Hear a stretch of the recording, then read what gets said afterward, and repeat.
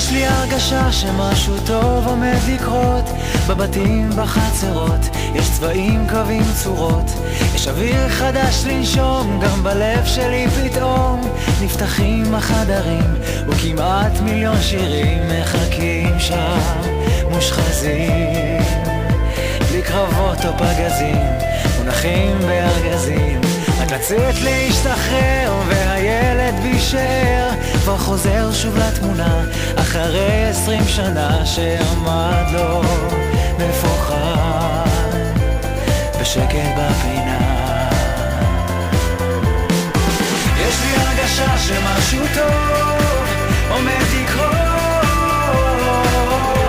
ינפץ את הקירות, שהפחד יתעלש, תותחים ודים של אש, ושמיים של צבעים יקראו את הגבהים, וכולם יוכלו לראות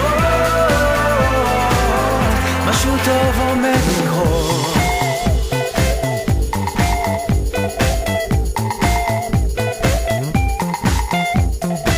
יש לי הרגשה שמשהו טוב עומד לקרות, אנשים שורות שורות יפתחו אז מגרות, לרוקן את הבפנים והקצב לפנים יתופף על השגרה, להשאיר לנו ברירה בגינות עמוסות, יתמלאו להן כוסות ואורות במרפסות.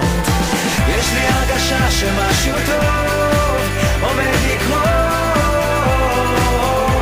ינפץ את הקירות, שהפחד יתעלש, תותחים ודים של אש, ושמיים של צבעים יקראו את הגבהים, וכולם יוכלו לראות משהו טוב עומד לקרות.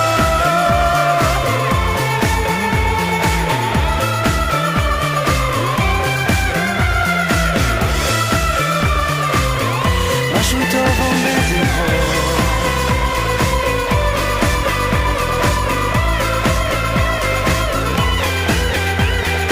וכל מה שרק כמעט יתעגל להיות שלם, יחייך ויצטלם ברחוב המכוסה, משהו טוב עומד לקרות, אז תפסו לכם כיסא.